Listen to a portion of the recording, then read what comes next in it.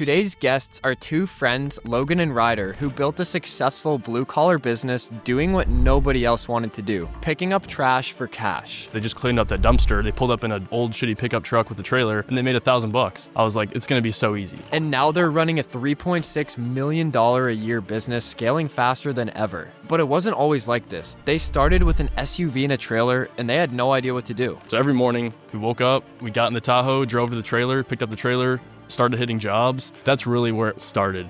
And in today's episode, we're gonna find out how they went from that to one of the fastest growing junk removal businesses in the United States. The first day they went to a job, we got a message, landed it for $600. And we were like, holy shit, this is gonna work.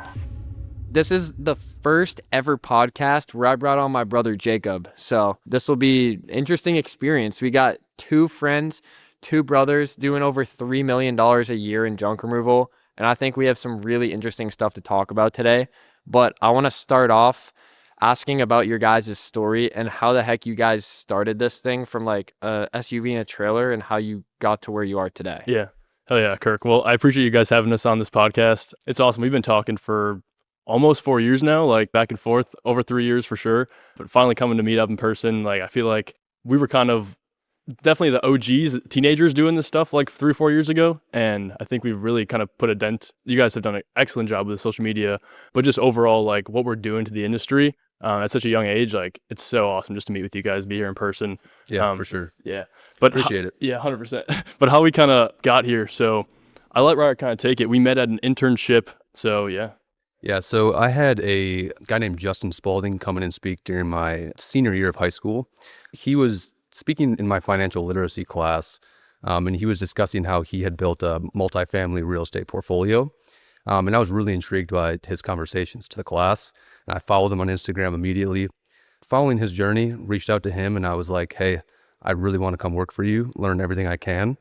And so I sent him a DM, and Logan's story is a little bit similar as well. I think he actually DM'd him as well. Yeah. Yeah. So it was funny. It was my senior year or my junior year of high school. Actually, I saw. Wait, so were you guys in the same or separate schools? Separate schools. Okay. We had no idea who we were. Yeah. Who okay. each So other you didn't know each other at about all. half hour away. Yeah. You completely met at this internship. Yeah. So Justin Spalding was posting, like he was one of the only content guys posting real estate stuff in Wisconsin. So I would always see his content on Instagram, and my gym teacher and football coach actually went to college with Justin Spalding. So I reached out to him via DMs. And this is actually after Ryder was already running all of his social media stuff. So I would always hear Justin mentioning Ryder. He's 19 years old. He's going to make $100,000 this year. And I was like, who the fuck's this Ryder kid? Like, you know, like sounds really similar to me. So I remember watching like Justin's live streams in class. And one day I was like, okay, I need to work for this guy. So I hit him a DM and I was like, dude, I'll do whatever you need. I'll work for free. I just want to learn from you. I want to build the biggest multifamily real estate portfolio like as quickly as possible. And I was like, sent him a crazy DM, like super long paragraph, which I look back at it now and is like the cringiest message I could have sent. Dude, possibly. we get those DMs today. Yeah. People DMing us. Like 100%. We were once those cringy kids too. I was going to say, there's nothing wrong. I think that like there should be more people to do that and not afraid of being cringe, if you want to call it that. But like at the end of the day, it's people trying to get information to learn. So like at this point, you guys are like at the internship. You finally met up, very similar things that led you there. But like what happened there that led you to actually starting this junk removal business? So that came a little bit later down the line. We actually had tried a few other projects prior to junk removal. So I started that internship maybe a year or two before Logan, or probably about a year before Logan did. I started as a content creator intern. So I was working one-on-one with Justin doing all of his personal stuff. And then he had the property management company and then his painting company. So I was doing all of his social medias, YouTube, TikTok, LinkedIn, everything for all three. And I did that for about 3 to 6 months until he was like, hey, I really think you need to go into sales. And so he had that painting company. And I stepped into that sales role at 18 years old. And 3 months later, the property manager or the project manager of the painting company quit. And so I ended up having a team of 8 painters and myself at 18. And then Logan came in, and that's kind of where we first met, was door knocking. Yeah. So we were doing door knocking for the painting company. It was sick. Like we had this office, me and Ryder and Maudine, who's currently our regional manager. We all met at the same internship, but we were doing sales in this office. And it was like, it was work, but that was like some of the funnest times of my life. Just being in there, we were looking at like real estate deals all day, like making sales, like putting up huge numbers, and it was so fun. And that really was what got us, I think, introduced to like how to run a service company, calling back calling back leads quickly, how to do in-person quotes, how to land those. Like, it was really really good learning experience for me when I think, was I 16 or 17 when I was there? he was like 17. I was probably 18, 19. Yeah. And then, the painting company, we had sold like so many painting jobs. We were booked out for 6 months? Like almost a year. Yeah, we were booked out for like 6 months to a year, and our painters could not do the jobs. They weren't doing them profitably. And that company ended up, I think the owner Justin decided just to shut it down. He talked to both of us and he was like, would you guys want to get into the real estate side of the company? And that's when I became a leasing agent. Ryder was a leasing agent. And yeah. Clarifying the painting company, it was kind of a sister company that he was using for all of his properties for management. So like every turnover, he would send his painting company in. It was kind of his way to save costs on the painting for his properties. But that ended up moving on like a year after that. And then we both went into property management briefly before the summer of 2023, which I was like, Logan, I want to move to Florida. I hate it in Wisconsin. I want to start a business. Before summer of 2022. Yeah. 2023. 2022. 2022, yes. Jesus, yes. Yeah. How we kind of figured junk removal. So I was a leasing agent, and I was dealing with a lot of the vendors that we used. And every month we would call this junk removal company. They'd come pick up around the dumpsters, do apartment cleanouts for us, and I got the invoices for them. And I was like, holy crap! They were here for like 15 minutes. They just cleaned up that dumpster. They pulled up in an old shitty pickup truck with a trailer, and they made $1,000. And I was like, dude, that's like more than my paycheck. So I was like, I kind of had the thought in my head. I'm like, I could easily do this. And then the way I know how to communicate with property managers versus these other blue collar companies, I was like, it's going to be so easy. Like, these guys don't show up on time. Their communication is awful.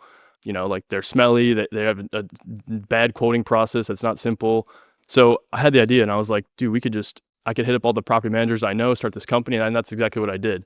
So ran it kind of as a side hustle in Wisconsin for about 2 or 3 months right after I graduated high school. Ryder, we had worked on a few business ideas before that. And we had a plan of moving to Florida for those other business ideas. So I started kind of running junk punks in Wisconsin. A few months later, Ryder was like, hey, let's move to Florida and buy Airbnbs, or buy properties, put them on Airbnb, do Airbnb arbitrage. And I was down because I had just made some good money in junk removal when I was like 18 or 17. So we ended up we packed our cars up, moved down to Florida, drove down there, and stayed in Airbnb.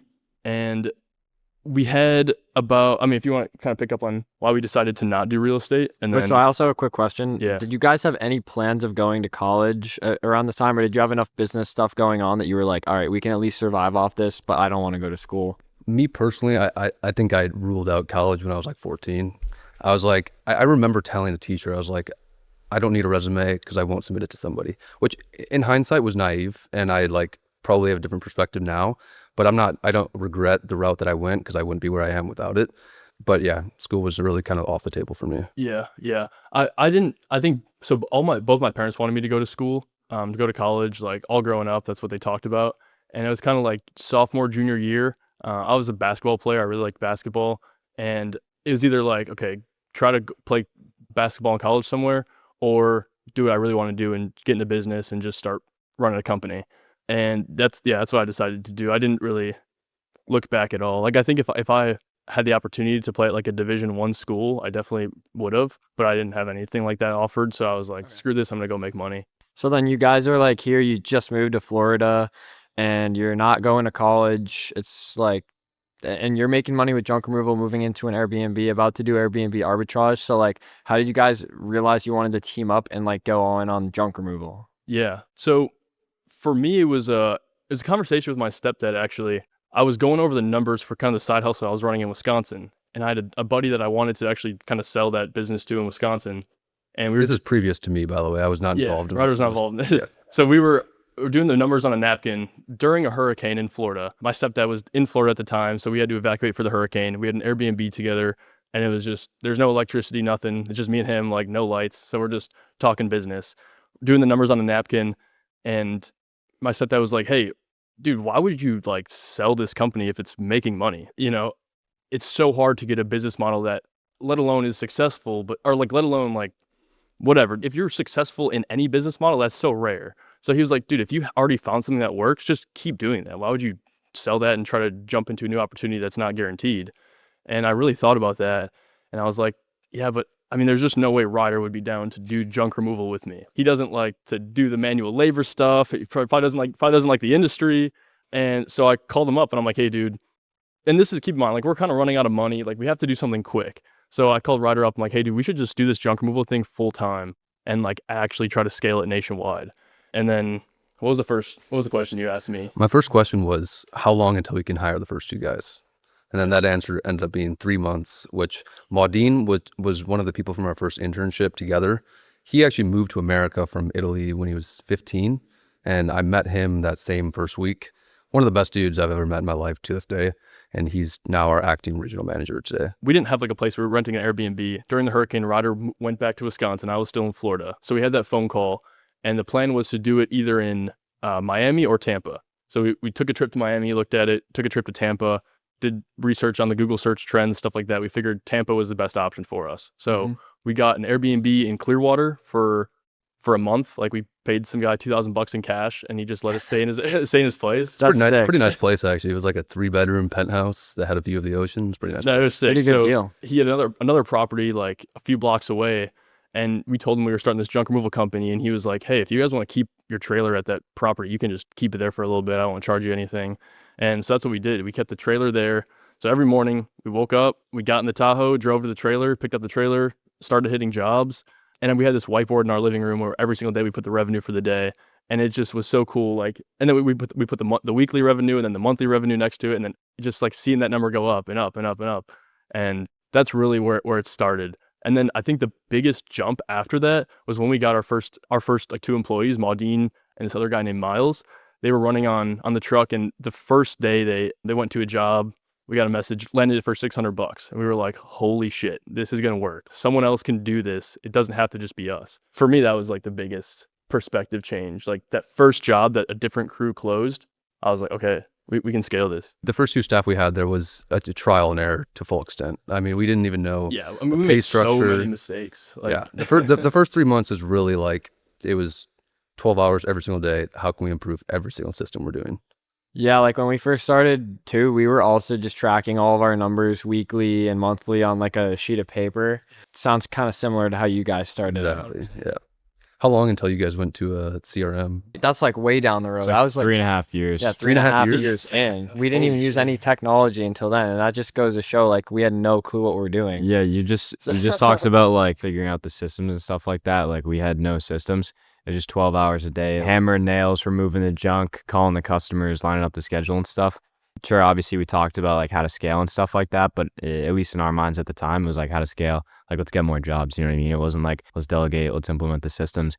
I mean, we were still so young. Also, I wanted to ask, so you're in your first year, you actually hired employees 3 months in, but like, how did you get to a point where you were like getting enough jobs to like hire employees and they knew that they could rely on that for their career? And how did you guys market the thing in the beginning too? Yeah, so I was lucky because I had a really good connection and circle, like a decent amount of people in Wisconsin that were like actively interested in what we were doing. And they're like, hey, I will move down, drop everything, come down and work. Okay. And so we had people dedicated that were ready to come down.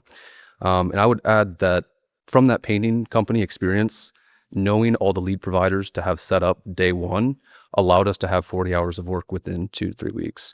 I think we had that marketing locked in for 40 hours, and our first pay structure for those first team was definitely not sustainable, but we were willing to foot that build. What were the lead providers? Angie, Thumbtack, Yeah. Google, LSA, Meta, Okay. Nextdoor, Yelp. Yeah, so you kind of started off how like a lot of us do, just like literally trying everything that you research on YouTube. We didn't even have ChatGPT when we started. Yeah. It's crazy to like say something like that. No, literally. Like back in my day, I didn't even have ChatGPT.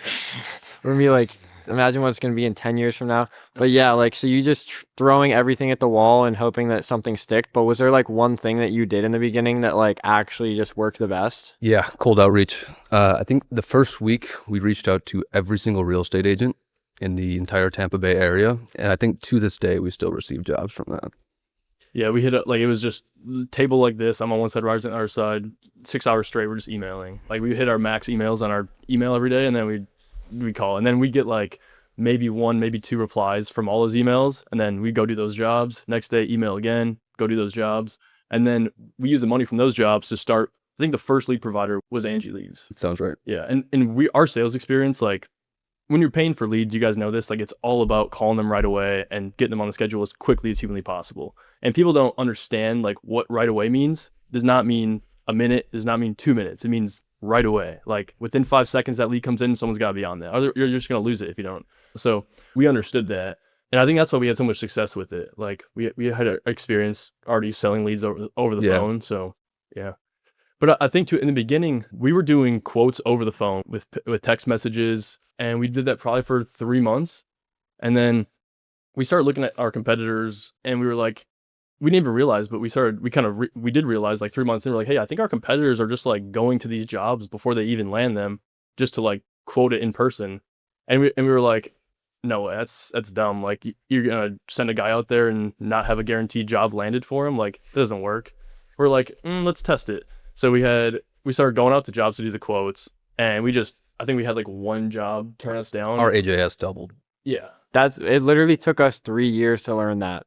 So we were doing photo quotes until we were past 7 figures. And I think that's a part of what like grew our business from like 1.2 to 3 million in 2025 is because we actually just started showing up in person, and like, yeah, you might lose out, but like the ROI of like just being there in person, it's ultimately like way higher than just the efficiency of photos and texting that way. You just build more trust with the customer, and then you can sell the job. You know, they know that they can trust you because they see you and you're there. And yeah, I was also curious too, did any of that property management experience or those connections carry over to junk removal and give you any sort of boost? Actually, yeah. Well, so I had my real estate license in Wisconsin and Illinois. And before junk removal, I had a few properties that I was self-managing. Through real estate is actually where I met our first partner, which is no longer with us now, no longer with the company. He is alive. He's doing well. That was in Milwaukee. That was 3 months after we opened Tampa Bay in October of 2022. About January 2023, he reached out. He's like, hey, real estate's slow. I'm looking to get into something else. And he absolutely crushed it for a year. And he's like, I want to go travel the world. I don't want to do this anymore. Yeah. But like the connections I had from that first property management job, like we still do jobs in Wisconsin for a lot of those property managers. Yeah. So because that's like something that we haven't really tapped into even to this day, is like a lot of those property manager connections. And I know like in junk removal, it's huge. So that's interesting to hear that it was a part of like how you started and it's still working today. Yeah. But so you've done all this so far, but like how did you kind of end off that first year working together? Like you hired employees, you marketed the business, and it sounds like you're testing a lot of things, but like did that year end off pretty successful? It was a successful year looking back at it. But in the moment, like it was the hardest thing I've ever done in my life. Like we had the biggest mistake I think we made in the company. Once we hired those first 2 employees, we decided to buy another truck. So we got a loan from this guy that was on my school board. He's a big fan of of our high school basketball team. He used to watch all of our basketball games, and he had mentioned that he has a buddy who's a hard money lender, and I reached out to him and I was able to get like a $20,000 loan. And with that, we bought this 2001 box truck that was just, I don't know how we bought it. Like we showed up, the brakes like didn't work, the thing kept turning off, and we still bought it. We got our first $7,000. And worst decision of all time. Like we probably spent over $50,000 in vehicle maintenance that first year. Oh wow! And then a few months later, when that truck broke down, we took another $20,000 loan to buy another truck, and that was another piece of crap vehicle that cost us even more money in maintenance. So we had to like rent vehicles to have our employees have enough work as we're paying for all these repairs, as we're paying for the loans. Like it was an awful first year. We made so many mistakes. But I think because of that, like we had so much stuff going against us that first year. We pushed as hard as we possibly could to get every job landed, to get every 5-star Google review. And I think that's what really built the foundation for us to move into year 2, 3, 4. Mm-hmm. So like ending that first year, how much did you guys actually do in sales? 700, 800,000. In your first year? So 2022 was technically the first 3 months. That was like probably 50 to 75,000. Okay. 2023, I think Tampa Bay did 650, and I think Wisconsin did about 250. Yeah. About Okay, so 900. between those 2 locations, and you guys had 2 locations when you first started. It wasn't just one. So we launched Florida first, or Tampa Bay first, and then 3 months later, that's when Dawson reached out to us, and that's when he opened up Milwaukee with us. Okay. Yeah. So basically in your first year, 2022, you did around 700K?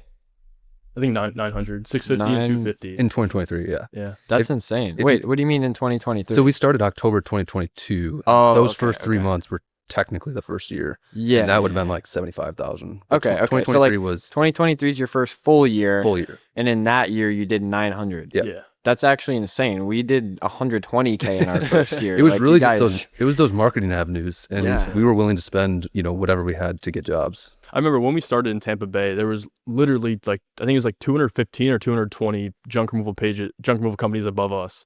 And we were at the bottom with no reviews. And I'm like, oh my God, what are we doing? And just built it up. Now, we're in the top 3 map pack, most reviews. So Wait, how many reviews do you guys have? Tampa Bay, we have 3.2K. Wow. And then Milwaukee, we got 1.3K. We got to copy their strategy. What do you mean? We got 3,000 reviews in one location. We've Yeah. been running our thing longer. Yeah, we got. Wait, so what's That's your actually Google? true. What's your Google review strategy? That's insane. We push it heavily, like mornings in our group chats. Okay. It's So- constantly GR. To start, we had this. I'm gonna give him a shout out. Clay Lawrence. He runs a software called Review Harvest, and it just retargets your current client base and asks them for reviews. So that's how we kind of started getting Google reviews. But then we realized like we were getting probably a 30-40% Google review return rate. So like 40% of clients were going to leave a 5-star. But then we were like, dude, we should be getting way higher than that. So we kind of went away. Like I think we still run Review Harvest. Like it still hits up our client base, but we just train in person how to ask for a review. So and then we incentivize based on reviews. So it's like we'll have guys that go out to jobs, and if it's like a job for a family, they'll get a review from the mom, the dad, the son, the daughter. Oh wow. And so it's like we don't even do that. That's a Yeah. great idea. it's huge for sure. So you guys are obviously doing a lot of things right. You still made a lot of mistakes, but like those are some really impressive numbers. Would you say that like you were profitable too? Like you had money to work with and you were able to like pay yourselves anything in this year? We paid ourselves. Like we were doing jobs, we were getting tips, we were selling stuff on the back end. Like, you we still were had paying enough ourselves to like good. live life and yeah. and it was better than working for anyone else in that year, right? Yeah. Even Oh, though yeah, you- for sure. And that's why like I love just the junk removal job for the employees so much because like you can control your earning. Like I remember when we were on the truck, we weren't paying ourselves like hourly, but we just were living off tips, and it's like tips added up. So now yeah. when I've seen someone get an hourly plus tips plus commission, it's like I know what they can do. Like they Oh can yeah, crush. even if you're just an employee in junk removal, you can make a killing. That's 2023, 4, 5. Now there's 2 more years of your story.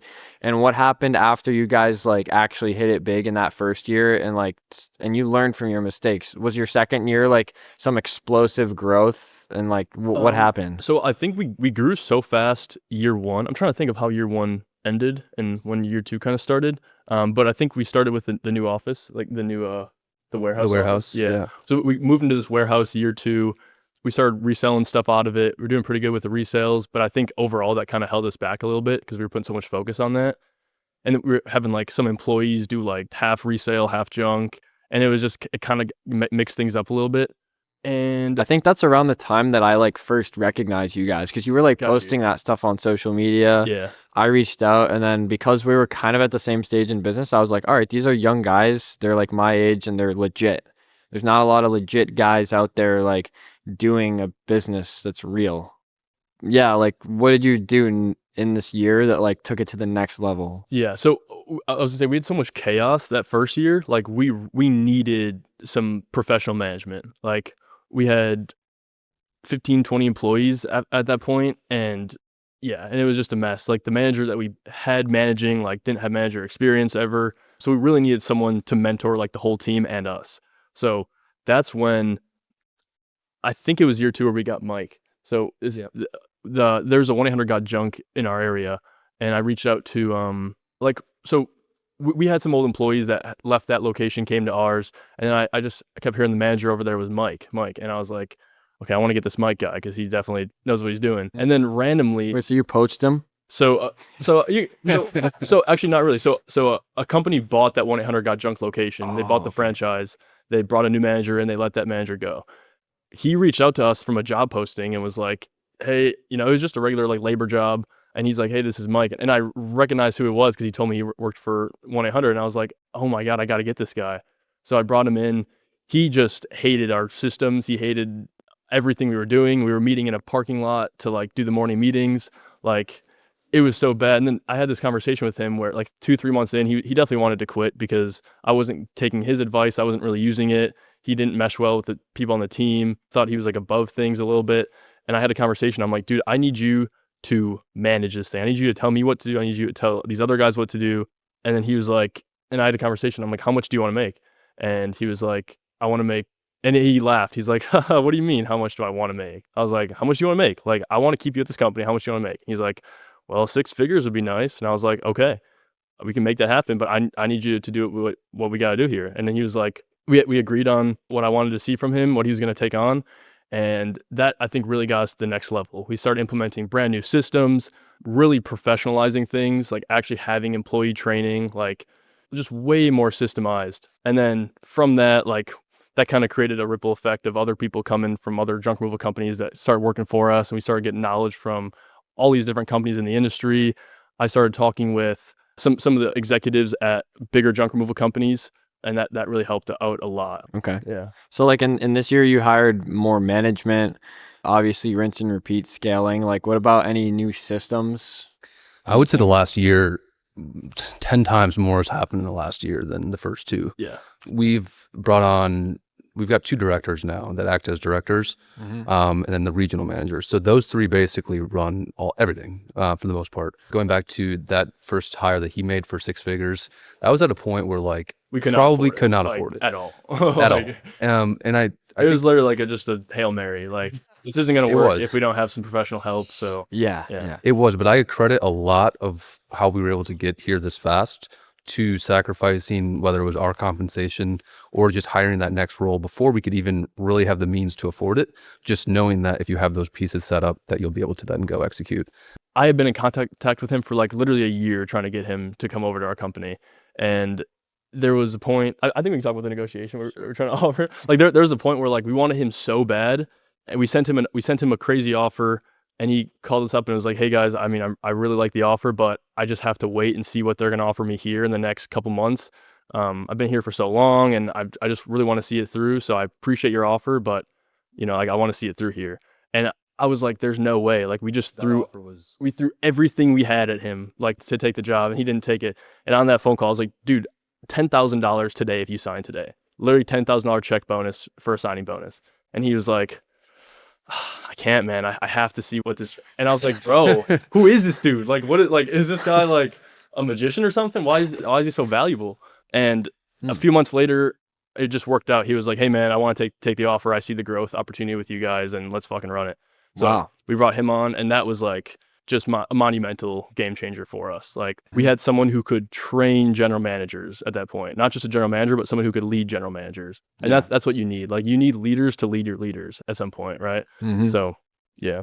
And then bringing on Brian had previously worked for Coca-Cola, really good with the logistics side of things. He ran like a $10 million distribution center.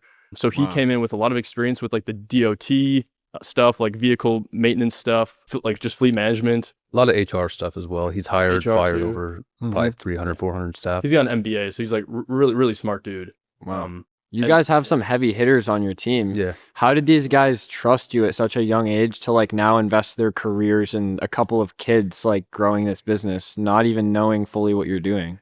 You can take this. Good question, man. I don't know. I think it's the dedication, and like they see like the investment that we have into it. And it's like all of our guys know we're not going to quit. We're not going to like give up. Like this is what we're doing. We're going to make it work. And if we don't, we're going to die trying. And that's literally the mindset that we have with all of our guys. When there's a certain level of conviction and you can see like actively every single day what's going on and continuously growing, I think that makes it really easy for guys to buy in, and the growth opportunity that they have for themselves. Yeah. So they see us, growing quickly. They're like, okay, well this, there's growth opportunities for me if I want to go step into this role.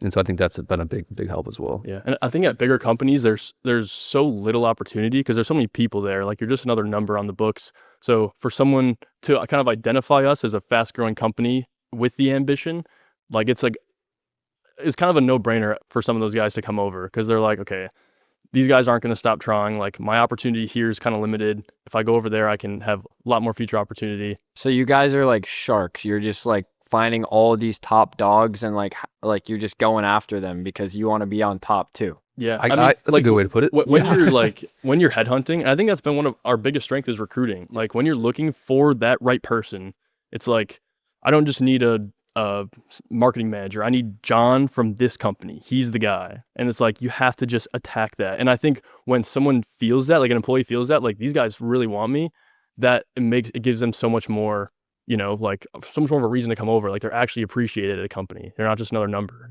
So would you say the biggest thing of 2024 was like hiring these like top executives and like also just continuing to do what you did the previous year? But like, is that the majority of what you did that second year? So no, Okay. these directors and executives, like the regional manager position was not even, it didn't happen until like 6 months ago. So that was like the last half, I would say June to the end of last year. That's been our biggest spurt. That's when we brought in all the guys that have top competitor experiences, refined our systems, built our apps that now have our training systems, inspection scenarios, everything like that. Okay. So I think later half of last year was really when that started to propel. And then that's just a domino effect of how quickly you just continue to get better. Yeah. And something to touch on too, like when you're hiring these higher level executives, like it's not all like, oh, you hire someone for a lot of money and they're going to come in and just do a great job. It's like, it's the same thing. You're going to have some employees that work out, some employees that don't work out. So we made a mistake hiring an executive, and it was the wrong hire for us. It didn't work out, and we had to make, a tough decision. But something like that is a big problem too. You're making a huge investment to bring someone specific in, and if it doesn't work out, it's like they put a lot on the line, we put a lot on the line to try to get them. So you really have to, in the vetting process, like really make sure you ask the right questions. The person you're working with has experience doing what you're talking about. Yeah. Was firing people or your first person ever like a really big hoop to jump through? Was that hard? It's not easy. Yeah. At the end of the day, it's like we're either going to make a decision for one person or in the interest of 45 other people. I'm trying to think of the And first so I person think we fired. if you frame it that way, I could tell you, but I wouldn't say it. If you frame it that way, I think that's it's like you're doing a disservice to everyone else if you're not willing to make that decision. Yeah, and I think touching on that, once we reframe that of like, dude, we're hurting people on our team. We're hurting the best guys on our team by keeping the worst guys on our team here. Yeah. And like once you change it like that, like 45 or one guy, pick one. That's a really good mental frame to have that a lot of people probably never even get to, and they're just afraid with these crappy guys on their team that are holding them down, and they don't realize, because like you saying that even puts it more into perspective for me. But like in 2024, how did you guys end off that year? You crushed it your first year, but what about? It was 1.8.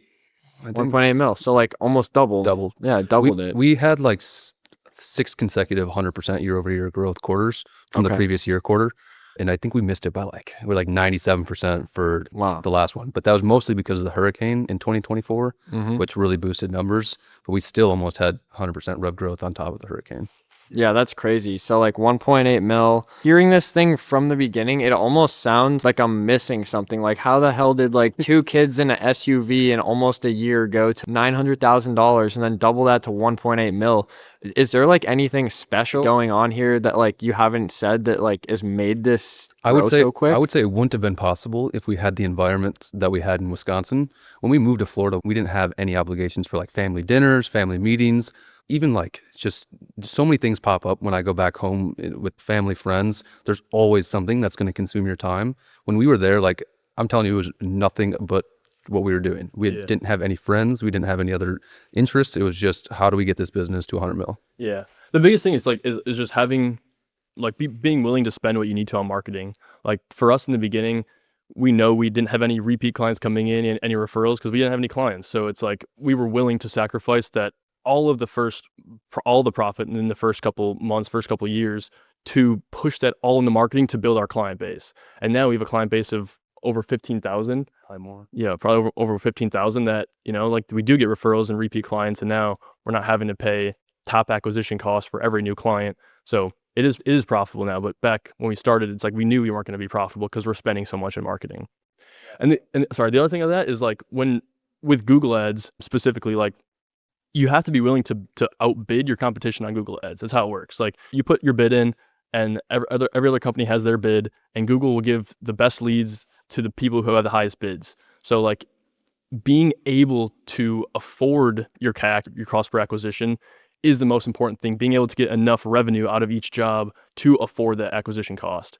A lot of people start out and they're way undercharging, and you're not even making your acquisition costs back to be able to put that money into another lead to get another job from it. So like that's the biggest thing, is like people try marketing on a new platform, they don't see the return right away, and then they just stop it. And it's like you can't grow if you don't market. So you just kept reinvesting. We would just keep spending. Just pushed it. And I think a lot of people hide from that, and they're like, we're going to pull ad spend back. But the idea is every single job that they go to, between repeat referrals and reviews, it's the lifetime value of that customer. It's not your direct ROAS from that first ad or first lead. It's what's the value of this customer for life. And then when you go drive out to that job, everyone that sees your truck, and then if you put a yard sign in that property, it's all organic business from there. Yeah. Okay. We also were going 7 days a week, 12, 14-hour days. Like we realized too, like if you only have one truck, your only weapon is the amount of time that you're running. Like you have to be open 7 days if you want to do crazy numbers. Yeah, we still haven't even experienced what it's like moving out of our hometown, because like our college is like 15 minutes from our house, 20 minutes from our business, and we're still I can tell like sometimes we're definitely sucked into that like routine that you grew up with, that like you can't even like see that it's holding you down with your time in some ways, but like it really is, and it's kind of invisible. Yeah.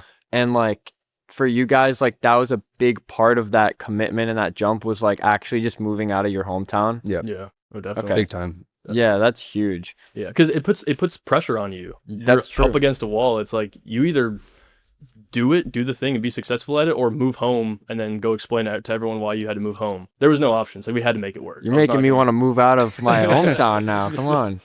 You don't got it too You're bad gonna here. miss me, Jake. All right, so You can always join us in he's Tampa. not gonna miss me. But so this 2024, now there's only one more year to now. Like you went from 1.8 to 3.6. That's like adding like another mil almost. So like what happened there again? Like final Yeah. More jump. trucks, more Yeah. trucks, more ad spend, more territory. Mhm. We expanded a few markets in Florida, down to Sarasota, almost as far south as Fort Myers now. And that's when we got our first like real junk removal trucks, like dump trucks Yes. that weren't 20 years old, like Mhm. that didn't break down every day. So that was big too. Like That was this past year. yeah, 2020, 2024 to 2025, or yeah, I think we might have gotten our first 25. 24. I don't know. maybe we had 124. Yeah. Yeah, most of the new trucks were last So like year, what all made last what made you want to start buying new trucks? Because from day one, I like saw the vision ahead, and I was like, all right, we need to get new trucks only. But like, what was that point for you? Where you're like, It was like we were just doing the math on the financing, and it's like, dude, if we get 4 flat tires a month, like that's more than our lease cost on a brand new truck. Like it's the payment on a brand new truck for a lease, or on just a loan payment, is so minimal compared to the maintenance you're gonna have, the employee problems you're gonna have with the bad truck. Like all those little things add up. The challenge is like when you buy a used truck, you don't get a warranty, and if something were to go wrong, you could just lose that entire thing. Obviously, the same thing could happen with a brand new truck, but at least you have that warranty. You know it's not going to break, and if something goes wrong, the dealer's going to take care of it. The other issue with that was like we couldn't even get approved in the first year if we wanted to, or year two. And so a lot of that didn't come until later. And I think that's one of the things that gatekeeps a lot of the small guys out 100%. is that, you know, they're going to keep buying truck and trailers, keep having flat tires. And ultimately, like, it costs a lot of money for them. so you guys reinvested like a lot into marketing. One of our differences is that we reinvested everything into our equipment Gotcha. and our team. Yeah. Like we paid our guys so well, like way more than like the industry average in the beginning, Mhm. especially in like also we bought our first dump truck all cash. So like we Oh, literally nice. took all of our profit in our first year and just bought a new dump truck.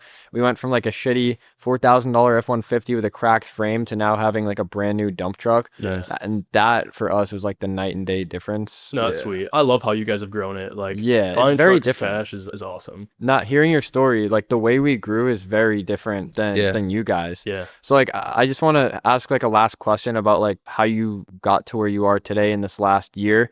Was there anything like new or significant that you did specifically this year that has kind of set you up for how you did in 2025 and even the future? Yeah. The first thing is that training app that we have, Scenarios.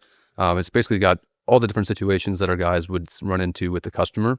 And then we run those, situations every single morning and score them. So we've got guys that are fully certified in all situations, and those essentially will give them the next raise or next promotion. Yeah. And before that, like how we would train people is literally like someone would go on a job with me. I would give them the rundown in the truck of like how to do it. And then they would like go just bomb it, like do awful on it. Like I remember we had this one guy, it was his first time ever doing a quote. And he's like, all right, so you got this the sofa, this, you're looking at $745. And she was like, $745, what? and he was like literally couldn't, just froze, like actually froze.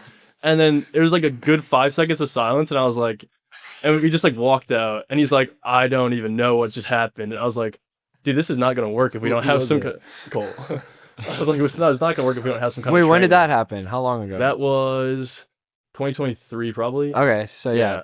How long ago did you get situations this app? 6 months. Yeah, about 6 months. Okay. 6 months. Okay. Is this like your custom app or like a? So I brand used, thing? we were talking about this a little bit earlier, but Wix acquired Base 44, which is a vibe coder. Are you familiar? Yeah. Okay. So we've basically used that, and we've 3 different apps that we use right now, looking to consolidate them all into one app that could eventually be our everything app. But we do have those right now that we're using every day. It's pretty smart. Yeah. That's sick, actually. No, it's been massive. I love this situations thing. Like we're kind of at that level where like we have managers now, and there's like becoming more of a hierarchy, and like people are learning more roles outside of the truck. And like eventually we need some sort of standard that's going to continue the training down the line with like a system. And I feel like we're like literally at the point where we need something like that. Yeah. We have 7 offices. Every morning in every office, you walk in there at 7 a.m., it's going to be a scenario going on. And after the scenario, we got guys grading the scenario, giving feedback on it. We have a full grading form for every scenario, 30-point system. And yeah, it's like that's been game changer. Like you get a guy that can do all 5 of those scenarios before he even goes to a job, and then on site he's like an expert already. He's just like so smooth with it, and it's been massive for us. Yeah, and I think the other part to your question, you said, what are we doing this year for the growth? We had interim GM trainings. Interim GMs is kind of the title we've assigned for a new location launcher. We've been hosting those trainings for the last like month and a half, 2 months. And so Tanner, Brian, Maudine, Logan, myself, we've all been involved with those trainings, and those are all of our future operators that will go out and launch those locations. And in those trainings, we do like scenarios, but for interviews, for firing someone, for dealing with a pissed off client. So they're getting live scenarios of like all the GM tasks. That's been massive. All right. Yeah, that's like a crazy story. So in like 3 years, basically, you went from like pretty much nothing SUV in a trailer to like 3.6 mil. And how many locations you have now? 7 offices. Yeah, like 7. That we're still at 2. Like we're kind of at 1.5, honestly. Like, yeah, we grew our businesses so much differently. 100%. And offices doesn't necessarily mean better by any means. Like one office doing 10 mil is going to be better than 10 offices doing 1 mil. But it's just the establishment of those locations, the GMB page, all the lead platforms. The more you're established, at least from everything I've analyzed, it seems that LSA pushes more leads and Google pushes more leads over time, and the more reviews you have. So getting those established now, if we know we're going to have locations everywhere, was important for us. So like now with all that going on, are you able to pay yourselves now? Yeah. Pretty well? Yeah, we're just on salary now. So, all right, that's good. Yeah. Is that something you want to share, or it's more private? Can we share? Even a range, it doesn't have to be. About 6 figures. 6 figures, yeah. All right, yeah, that's good, because like not like a lot of people don't realize in business that like if you don't make money yourself, like there's still something way bigger, which is the equity you own in that business. Like a lot when I first started, I grew up from like a very much like small family business background. The only business I knew was my parents, and they cut trees for. They've been running their company for 30 years, and they're really successful for themselves. But I never understood the concept of being able to like sell your business for a lot of money. And like through being at a business school and just scaling over time, I've realized that like the idea of not paying yourself isn't actually a bad thing, where I kind of grew up thinking it was, if I'm not like profiting in my business, and that's a bad thing. You guys have some serious equity value that you're building here, and like, do you have any idea like what your current evaluation would be if you were to like sell? So that's something we didn't even touch on, talking about the biggest things that has changed us throughout the years. Getting professional education from, so like Alex Harmozy, I went to his acquisition.com workshop in Vegas. Ryan Deist, we were in the founders board. So we went to 3 events. They had all kinds of online events. And that's really what I think helped us get to the next level of understanding actual enterprise value and not just what your salary is. So realizing like how multiples work, how you can make your company more valuable just by tweaking things in your company compared to just having to pay yourself more money. Like having repeat clients makes your company worth a lot more money. Higher revenue makes your company worth more money. Higher profits makes your company worth more money. So getting that professional education. To answer that question directly, you would factor in like your growth rate and future growth. So like what we would evaluate it at might be different than what 5 different analysts would put it at. I would be optimistic to say it's north of 5, but it's just my word, and it's only worth what someone's willing to pay. And are you guys like the main equity owners, or did you? It's just like, us two. Yeah, so that's you. Are you 50-50? Yeah. Okay. Yeah, a lot of people say that you should never be 50-50, but I'm 50-50 with my brother and it works. Like, what do you guys think about that? Do you think it's an issue that you are, or do you think it's like going to work out? No, I think like any type of partnership, you have to develop the relationship and know how things are going to work. Like we've had rocky times, we've gotten huge arguments, huge fights. Like, there's 100% been times where I'm sure we both thought like, damn, we're 50-50, like maybe we should have structured this differently. I mean, we've gone through that ourselves. So I Yeah. feel like it's kind of normal with that kind of partnership. No, definitely. But I think at this point, like we've really found what each of our strengths are, like how we work good together. If we are in a bad mood, like how to address it, stuff like that. And Jacob, I asked this to Kirk earlier, but what would you say is the biggest differences between you and your brother operationally and just, as a whole? The biggest thing, point blank, is that I deal with more like close up things, like systems that are coming in the near future, stuff that needs to be addressed right now, problems that are happening, in the company immediate. And then Kirk is just really all future based. And like if you asked me that question a year ago, I'd say, I'm operations and he's visionary, future stuff like that. But it's a little different now because sure, I do handle lots of the operations, but there are still plenty of other problems that need to be addressed now that are like very, very far down the line. And so, yeah, I'd say that's really the main thing is Kirk's definitely handling stuff that, doesn't necessarily need to be solved today, but has like massive growth potential for the future. And that's one of the biggest things that helps us have those, exponential things like this podcast, for example. Like what's the immediate tangible value of this? It's not as massive as a $20,000 clean out could be, but the investment to put into this podcast is 5 times more than what it's going to cost to do that $20,000 job. So that's what the stuff that Kirk's the best at, and he can see that clearly. He can work on that better than I ever could.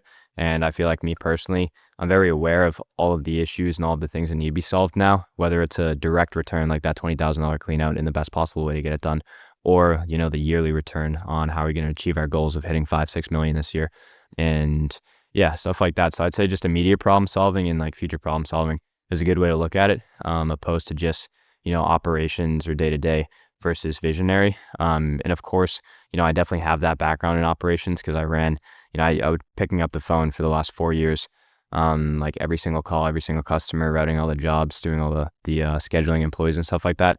And Kirk really never touched that. So like, obviously, if you have that background, you'd consider me to be operational, Kirk to be the kind of visionary. But as soon as I stepped out of the company, as in like, I wasn't necessarily working in the company more, and now I was working on it, that started to change. And that was about 1.5 years ago.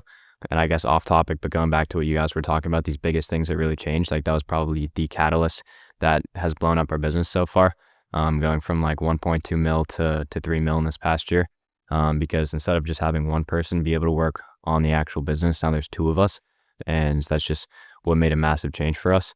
And I think that's like the momentum with that's going to carry so far into the future as well, which is great. What do you think it is about your partnership that has made you guys so successful together? I think we kind of randomly got in a partnership. Like we didn't really see what the strengths were, but I think it is a very powerful partnership. We got lucky, yeah, to be honest, because like it's just not something you think about when you and your boy go start a business. It's not like, what are your skill sets? What are your strengths? What are your weaknesses? When people ask me like, should I start a business with my friend and go 50-50? Every time I say no. Yeah, don't do it. It's a horrible idea. Like if we were different in any way, even if I was more similar to Ryder, he was more similar to me, like we wouldn't have been successful.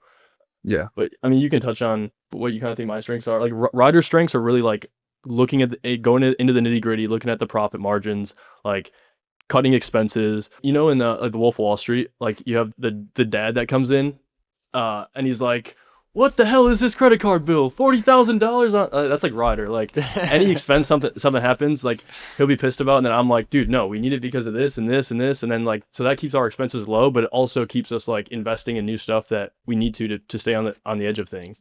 That's pretty similar to us. Like I see a cross line between you two and us right here. Yeah, 100%. I that's kind of where I was going with that. Is I see the similarities, and I'm definitely a lot more technical, and he's a lot more like straight up visionary, always throwing some random ass crazy idea at me. I'm like, dude, how the fuck are we gonna do that? Like, no, like that's most of our conversations. It is. So we're like, I'm like, dude, we gotta do this. We gotta do this, and this, and then Ryder would be like, but then like we have this issue, like the tire's flat today, like some issue that we have to deal with right now. So like, I think Ryder's always looking at like right now what we have to do, and I'm always looking at where's the vision of the company and how are we gonna get there. Yeah, like that's all I'm focused on.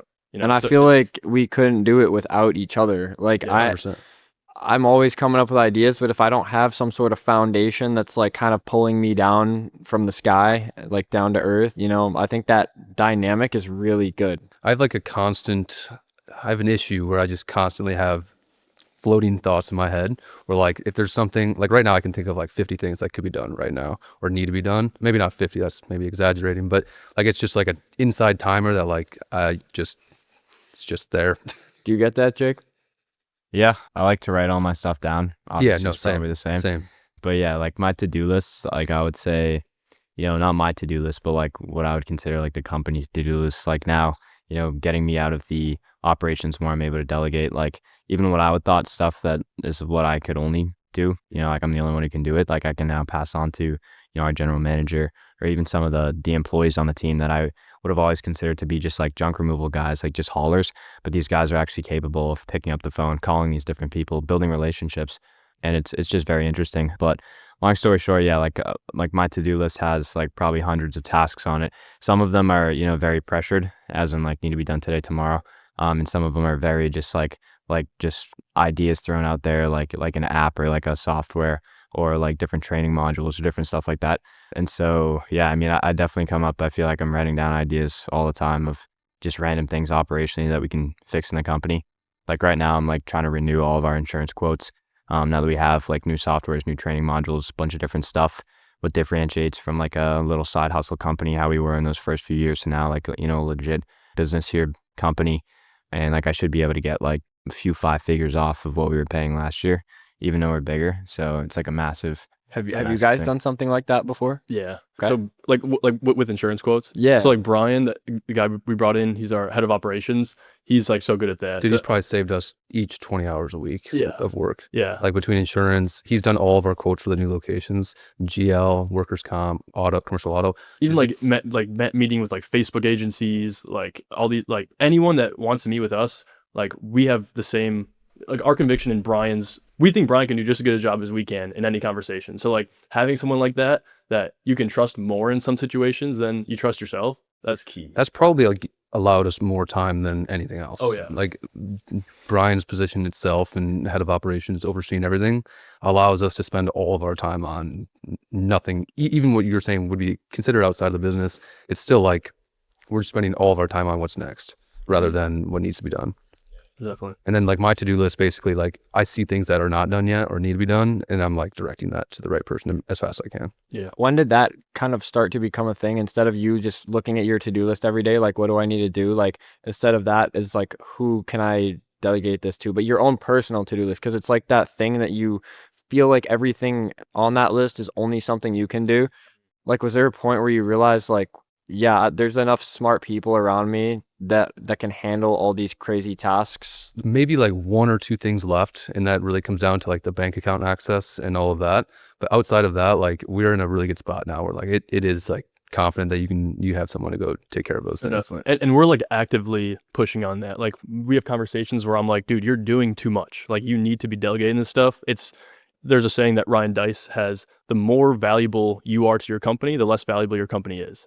And that's like, that hits, because it's like, if you're going to sell your company and you're running everything, you're the expert of your company, you're going with that company, or you're just going to get a lower multiple on it. So if you can be not needed for your company, if you can be literally useless, that's what investors love to see. So I think that's like the same thing as like staying busy, because you can like stay busy and feel productive, But like if you're not efficient and you don't build systems that work for you, like staying busy is like I see that as a bad thing now. Where when I first started, I thought like, oh, I'm busy, I'm always working, I'm always making money. It's not like that. Did you guys ever have a turning point like that for you that you realized the systems over? I think it was probably recently when we made all these hires, and there was maybe a time where we were like, dude, we're still doing way too much. There's no point to make these hires if we're going to still be doing everything. So I think there was kind of a breaking point where we're like, we either have to delegate or we don't need these positions. And the way that you have things set up right now, are you guys able to take a weekend off like this, come out to Boston, be here and be fully present, not worrying about like fires burning? I was in the office yesterday, and there was a couple situations that 6 months ago we would have both been involved. Phone calls, and Brian just, I got it, don't worry. Yeah, gave me a summary how he's handling it, and I know he's going to go execute. So like on the truck, we'll have, you have the navigator and then a sales lead, and then above them we'll have the operations manager for the day, and then above them is the general manager for the location, and then the regional manager, and then the head of operations above that. So like if something does get to us, it literally has to go through like 5 different people. So how do you incentivize these high level hires where they like are incentivized to build the company that you own? They don't own that equity. Like, do you have some sort of like commission or profit share incentive on top of their salary? Like, how do you do that? Depends on the role. I would say the first part of that is like if we're willing to compensate more than our competitors in the first place, we're already, in my eyes, doing, providing a better experience for them. And then I also do truly believe that their work experience inside of our environments and the lack of, I guess, corporation or big company standards, like people really enjoy working and being in the office, and you can see it, and people can walk in and they also want to join because they see that same environment. Yeah, and two, like the fact that they are the ones making these decisions, leading the team, like they have so much, like they love doing it because they're actually like doing something. We put our trust in them to actually make these decisions, and I think they feel really valued. Like one of our guys reached out to me last week, and he was like, I appreciate how much you guys have just poured into me. And in my head, I'm like, we have poured into you a lot, but I feel like we've just been giving you a ton of responsibility, and you're just taking on responsibility. But he loves that because like it's making him better and it's going to help his career goals. And then the most important thing too is just knowing what all your team members' goals are. Like first conversation we had with every single team member, what's your why? Why are you doing this? Where are you trying to go? And and a lot of guys, they don't know, and you have to help them out, help them find out why they're doing this, or help them, get some motivation under them. So there's no special incentive that you have, like your team is strong enough, the vision is strong enough, and they also know like what their responsibilities are. So it's absolutely performance based. Like, okay. We definitely have, like, we do. Yeah, but I have an opinion on that. Like you definitely should incentivize performance, but with the right people, like sometimes you don't have to do that, I do agree with that. I agree with both sides though. It's not needed to the full extent that you might have to think about like calculating every like possible like situation, I guess, as in like, oh, if he does this, compensate him this much, but if he doesn't do that, compensate this much. That's the exact problem we ran into, because like we had all these bonuses for if you donated something, you get a bonus. If you did a hard job, you get a bonus. If you got a Google review, you get a bonus. If you put a yard sign out, you get a bonus. And it's like, hold up, these are just like things that they should be doing. Like what the job is. Yeah, it's just what the job is. Like if you land a job, you get a bonus. If you like land an estimate, do you think that Show all up those early, you get a bonus. Literally, do you think that all those bonuses, if anything, like started confusing people at a certain point? Definitely. Like it's confusing. It's like if we're giving a cash bonus for putting a yard sign out, for example, but we don't give a cash bonus for something else that's maybe way more important. Yeah. Then it's like people think that yard signs are so important. They're spending all this time on yard signs. They're not closing jobs. So now they need a $5 bonus every time they fill up the truck with gas. Yeah. Every little thing that isn't picking up junk. Yeah. Yeah. And I can say, like, when we started the company, we were way overpaying our employees, like to the point where it was not sustainable. And we had more complaints about pay and issues when we were paying more than ever. So like people don't just want to make the most amount of money. Like they want a place where they feel valued. They want a place where they like working. They're working with people that they like. They see a future. And yeah, that's been the biggest difference, I think. It's not just the money. Yeah, I think that's true. I think there is another side to, I think incentives are still really important, especially for like, a sales lead or someone on the truck. I think the commission structure is responsible for performance to a big degree. Like you have to incentivize the right things. Correct. Like correct. If you incentivize the wrong things, you're going to get the wrong results. Correct. Like if the goal is profit, incentivize profit. Yeah. So that's the main incentive for all of our executive team is profit. One of my favorite quotes is the journey is the destination. And that exactly what you're describing is like a perfect example of why, because it's not just about the dollar amount that you're taking home or where you're going to end up, but it's about who you work with and how you feel throughout the process. Because I would rather make 100K doing something I love every single day than take home $1 million doing something I hate and then hate my life, because the whole point of life is really everything that happens in between, not where you're going to end up. And I think so many people get lost in that trap of like where they're going and not realizing like that what you do today is actually going to be one of the biggest things that gets you in the furthest place. 100%. So yeah. 100%. It's well said. Yeah. I was curious too with you guys being very far out of the operation as owners. Like I feel like I talk to a lot of people about, payroll, wages, salaries, and like the percentile of revenue. And like everyone's saying, oh, like average should be like 15%, 20%. And for us, like it's much more than that, especially with like our whole office, like literally considering every single employee on the team. That's not me and Kirk, but that's obviously why, Kirk was just in Texas last week, very far away from the business. We were both in Switzerland 3 weeks ago for a few days, like literally just skiing, having a good time. I took a month and a half off and traveled like 7 countries this year. You got to talk about that a little bit. Yeah, but dude. Long story short, I'm wondering, like, for us, like our payroll is higher, but it allows us to, we're still college students. Like we can live a very, not business life outside of the business kind of thing, because, our payroll, let's say it's around like, a third of the revenue.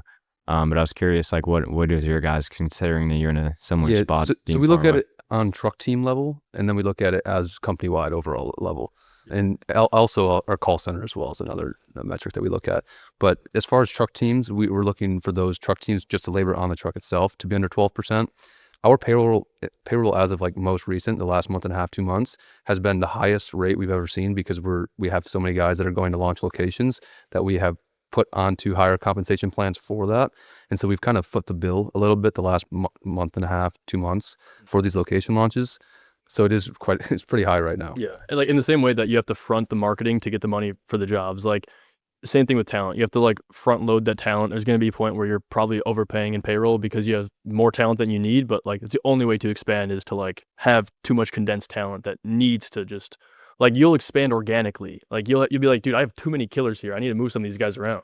So that's an interesting perspective. Yeah. We're definitely not there yet with the talent, because all of our guys, everyone who's a manager or high level, is like someone we've built from the ground up. Like a lot of our day one employees still work for us, and it's very much like family kind of culture we have around here. But you guys are going out there like sharks and getting like some of these top guys in the industry.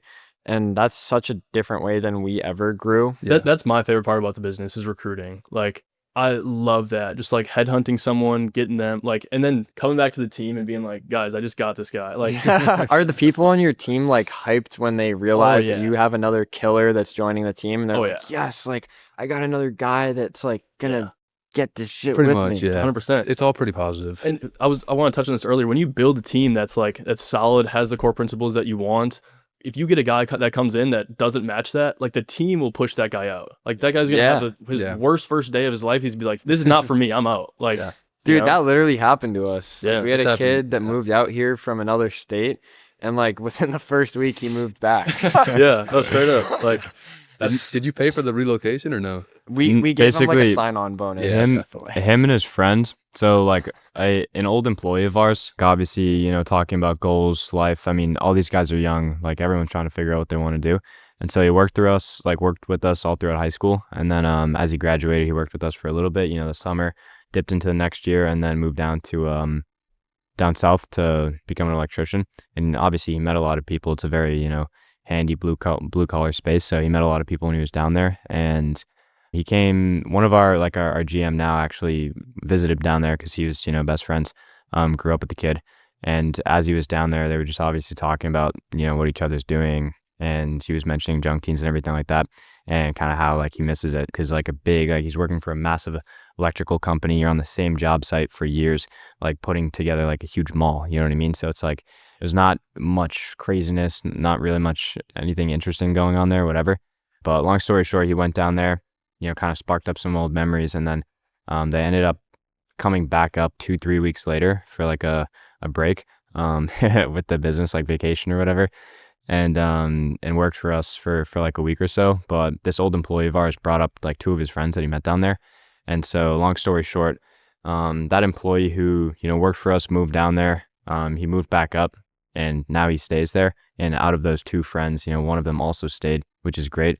But the other one that we thought would have been good, and he's great over the working interview, but when it actually came to fully moving up here and relocating, it just wasn't for him. So yeah, moving back. But yeah. Mm-hmm. Yeah, so like our guys left and then they came back because like the energy and the culture is just so electric here, and they saw the growth. Like they saw that we almost tripled the company in like a year, and like obviously that's going to attract him back. But he's a great guy. 100%. Do you guys ever have anything like that where you had a guy leave and come back? Yeah, like, but we don't really like allow them back. Yeah, like yeah, I know that it was hard for us to think about that. It's like you left because you didn't believe in this thing, and now you want to come back. Yeah. But yeah, like we had this time where an employee he had already gotten multiple raises, like really hard worker, but just like was making more than we could hire the position for, like just $5+ an hour extra, and he was like the only one on the team that was getting that for his job position. And there was a time where he came in and was like asking for another raise because his old boss hit him up and he got an opportunity. And I was like, dude, we just can't. Like, you have the future growth here, you have the opportunity, but like we have this exact system of how you can make more money, and you have to follow that path. And he ended up leaving, going to work the other job, and literally like a month later he was calling us and saying like, hey, can I come back? And we're like, I mean, not really, like, yeah, that's a completely different situation. Yeah, that makes sense. I can't really think of anyone on the top of my head. Like, really, it's rare to see anyone leave voluntarily. Yeah, like we've had people that worked with us maybe part-time that were in school, and then like once they graduated they came and worked full-time. Yeah, but how do you guys think that AI is like changing your business now? Because we didn't have that when we started, and now it's like the talk of every business conversation I'm involved in. Yeah, somehow AI is in there. That's the arbitrage in blue collar. Like, yeah, literally people who are the best competition to have is dumb people, and in blue collar, like that's just the reality of it. Like, you have people that are not like educated in digital stuff, like let alone artificial intelligence. Like, they don't even know how to run an ads campaign or like how to post it on social media, let alone like artificial intelligence. So that's like our priority. Like, that's, right. You can touch on that. Yeah, right? And I think it'll be in stages. Like, I think the first step that we're already experimenting with is our call center. I think we're within 2 to 3 years of an AI rep being indistinguishable from a human. We're talking about that ourselves. Like, I do think in the coming future, AI call centers are literally going to take over. Yeah. Well, we have overflow being taken by AI, and it's like 5% lower booking rate. Like, it's crazy. we need a larger sample size to continue testing that, but we have started with just AI phone calls for any calls that are missed, and so far, I mean, it's done okay. Not excellent, but okay. Yeah. I was thinking of starting like AI calls after hours, like when our daytime employees aren't working. Like, you never know what kind of midnight phone call is going to come up that could be the difference of thousands of dollars. So have you guys done something like we that? have it open for after hours now. And have you found that it's closed clients that like you wouldn't have? 100%. I think it's probably only been a month or two. And either way, our call center would ideally pick them up in the morning, but like you said, they might go book with somebody else already, and could be the difference of a 10K job. Yeah, it's more so too, just to, like, we use it a lot for overflow, like just to keep them on the line. Like, if they start talking to AI and they're explaining something, but then maybe they're unhappy and they hang up, okay, we at least stalled for like a minute to where a real call center rep can call them back right away and then still book that job. So it's like just keeping them on the line. The way that I'm looking at blue collar, home service, brick and mortar businesses now with AI is that, like, if you just look at the equity value of those businesses, that is always going to have value. But there's tech companies today that have like 50x valuations, but then next year that company could be gone because ChatGPT adds it as an update to their software. And I like to invest in things long term, and these industries will always exist. Like, people are always going to need their junk removed, but specifically want to hire people. Even if there's robots in the future, people are always going to want to support their local teens. People are always going to want to go to their local pizza shop and just like, or their barber shop, talk to their barber. Like, these things always will exist. But AI is like the greatest tool to like increase the equity value of those companies like nothing else in history ever could have, because like software and technology these days can pull the same amount of weight as hiring an entire person, except for like $100 a month. Yeah. And that's like the crazy thing I'm realizing. Yeah. And as I've thought about it more and more, it's like, obviously I'm in the industry, so I have a bias, but if you really look at it, it's in the future, it's going to be AI and then disposal. It's like the only thing that AI can't really take over is disposal, because it's like you have to move a physical thing. Unless Like, if the homeowners want to be involved in it, but a lot of people don't. no, for sure. But even if they do want to be involved in it, like anything that's built still at one point in the future will have to get removed. That's true. So it's like there's literally AI and then disposal in the future. That's like how I see it. So it's like, it might be a little biased, but I think that's pretty biased. yeah. But bro, you're what like else is junk. there? Like, This guy's junk maxing. He's so junked out. Like everything is junk removal. dude, because food, think about it, any restaurants, like you eat the food's gone. The only physical thing that needs to get moved is stuff that needs to get removed. Everything else is going to be AI. Like, I'm trying to wrap my head around what you're saying, to be honest with you. someone give me an objection. Tell me something that's not What about like disposal or manufacturing? AI. Where's the stuff going once it's after it's Well, I mean, No, yeah, no, but you're no. saying it's only AI and only disposal. Like I'm saying, there's other. I think so AI will do the manufacturing though. Wow. Robots. Well, yeah, I mean, but like there still needs to be other input You pieces. just put two letters in a room. That's my No, I And believe- build as well. I think what he's saying is that like disposal is one of those things that like It's physical. you It can't like be. it's really AI. hard to like replace a lot of those crucial components of society with AI. Like there's going to be a component of disposal that'll always be there. Yeah, like, and don't get me wrong, AI, like disposal will be run by AI, but the fact, like, you're never getting away from having to physically dispose of things. So like that's what's in it. Like, you know. I think it's most likely AI comes up with some sort of invention that is better than our common forms of landfills or recycling. I still think there's got to be some form of we spent matter like decompression. 2 days trying to like Um, do research on like an acid that could like melt stuff. We're Yeah. like, dude, if we have a big pool of just acid that can melt stuff, we can just have a landfill that never gets full. The junk hole. Yeah. That'd be crazy. What about incinerators? Have you heard of these? Like Yeah. it burns the trash, creates fuel. Yeah, that's cool. I haven't looked too far into that. That's what like Pinellas County. Yeah, I know they Yeah, do It's it, but environmentally friendly. yeah, It just costs like $1 billion to Yeah, bake. that's the thing. But maybe AI will make that technology affordable or Yeah. reinvent it to not be some ridiculous billion dollar impossible investment, but like something that people could actually start doing. Yeah. Oh, No. for sure. what if we just made like a black hole and just threw junk into a black hole? No, AI is going to do that for us. That's what I'm saying. They might. real. Singularity Elon- might bring us Elon. to a black hole. People don't realize we're not some crazy genius masterminds that just like know how to make all this money. Like we're just like a group of like normal guys that just chose a different path. Yeah. And there's so many smart people out there that have that potential that just never gets unlocked because they don't take those jumps. And that's what the biggest part of entrepreneurship is. Yeah. It's just actually going and doing the thing. Everyone has an idea or a dream, but most people never actually act on it. 100%. And I would say that's like the most important part and what sets aside entrepreneurs from the rest is they're doers and they just do the thing that they believe in because they have so much belief and conviction That's it. that it's like delusional that they just push through all the impossible things that make it seem impossible and they see that vision so clear and just do it. Yeah. Yeah. No, straight up. It starts in the head. Like if you don't think you can do something, you never will ever even begin. Yeah. But I have like a question now back to AI.